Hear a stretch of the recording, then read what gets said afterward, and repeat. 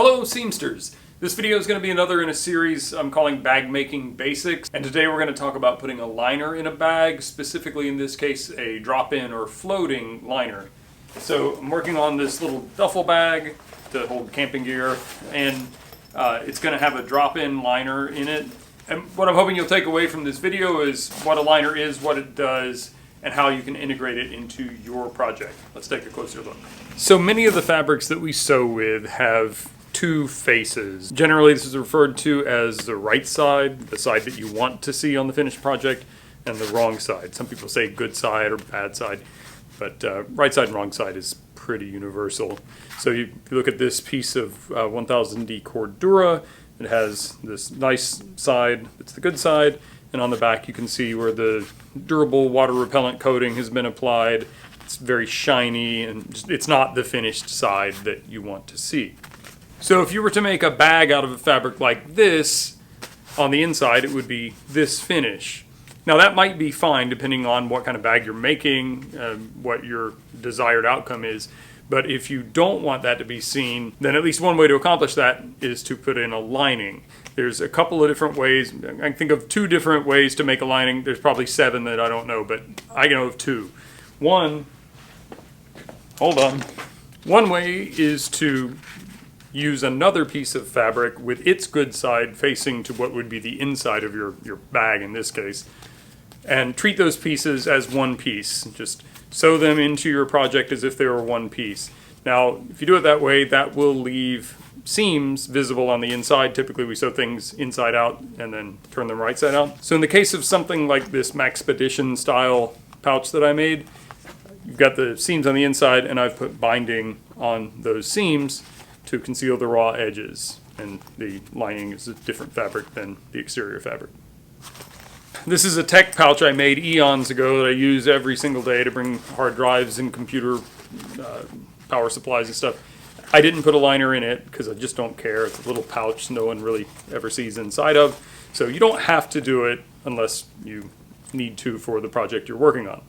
In the case of this duffel bag I'm making, I'm just going to use a drop-in liner. So I made the bag, and I made an inside-out version of the same bag, cut the same pattern out of a contrasting fabric, and then that just gets inserted into the bag. And in this case, it's going to get sewn around the perimeter, but I have to put a zipper panel on top to open it, so it's a little bit more complicated beyond the scope of what we're doing in this video, but I will show you the finished project. You can turn this bag inside out and sew seams together to permanently affix the liner inside. One advantage of leaving it loose, except for where it's sewn around the perimeter, is if you get dirt or something inside, you can kind of pull this out and shake it out. If it's sewn into the seams, then it's more or less permanently affixed in there. May not matter, but it's just an option you can choose. Okay, bag is all done. I'll bring you in and show you how the liner looks. This video isn't about this bag, but I guess I'll just show you real quick what I did here. If you saw the bags I made, the running duffel bags I made for prizes for a race recently, this is essentially the same design, slightly different shape. I'm just experimenting with what different shapes do to the design. So because I made this largely from leftovers, I only put one stretchy pocket on this one. The other design had stretchy pockets on both sides. I just wanted a place to keep alcohol, fuel, and my bear spray that I never use. So that's what that's for. And I guess there's one mesh pocket on the outside. I really just put that on a lark. Probably should have done one on the other side, but I didn't. So anyway, that's there just for miscellaneous items, headlamp or lighters or whatever. Inside is a bunch of crap that's not really worth explaining, just a bunch of stuff that I keep with me when I'm camping, mostly as security blankets, so I feel better because I have it, really don't need it. And here's the bag. One purpose of a liner in a bag is to clean up the look. So ideally, so for example, these stitches where the Velcro is sewn on the outside, the loop side of the Velcro, really I should have done that on the exterior fabric before applying the liner. In this case I sewed through it.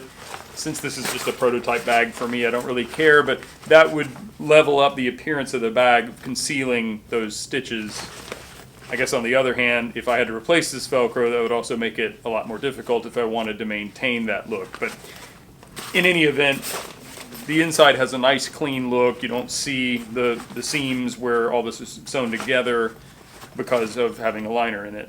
And again, because this is a drop-in liner, if this gets dirty, it's easy to pull it out, shake dust out of it or whatever. And on the lid, I did kind of the other method of just treating it as one piece, put the two pieces together and treated them as one piece, essentially. So that's that. One of the advantages of doing a drop-in liner like this is it eliminates the need for binding, in most cases anyway. So binding is its whole own thing. I'm planning on a video about binding soon, but if you're uncomfortable with trying to apply binding, or if you've tried it and it's difficult for you, using a drop-in liner, depending on the design of the bag, can eliminate the binding and still give you that nice finished appearance. I hope you find this video helpful or informative or entertaining or something. If you like what I'm doing, clicking like is always a nice thing to do. If you're not a subscriber, I'd love it if you would subscribe to my channel. I have another channel about some of the stuff I do that's not sewing. You'll probably see some clips of what I made this bag for at the end of this video that might give you a taste. If you want to check some of that stuff out, I'd love if you check out my other channel. You can also follow me on Instagram if you want to see some of that kind of stuff and some of my other sewing content as well. Thanks so much for watching. I'll see you next time. Yeah, maybe four-wheel drive would be a good idea. Yeah.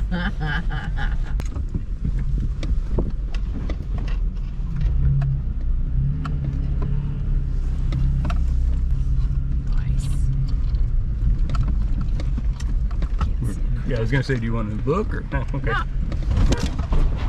No. So next time, do you want me to take a look? Yes, I think you would. I literally hit my head on the roof. Really? Yeah. Jesus Not Christ. kidding. Yeah.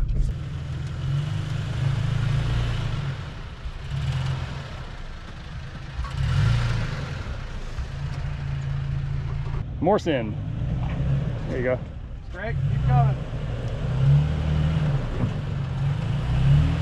Keep going. You got it. You got Try, come on. Yeah, keep going. Yeah. There you go. Yeah, nice. Now stay to the driver's side. Go hard driver. Jesus Christ. Got it. No, you're good. That locker is what did it. All right, keep going. Straight around a little bit. Straighten it up. Slow. Just ride the brake. A little more. Little pause. Turn right. There you go. Yeah, nice and slow. Straighten it out just a hair. There you go. Oh my God.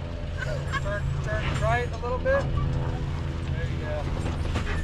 No problem. Up and over that hill. Just a little bit of speed.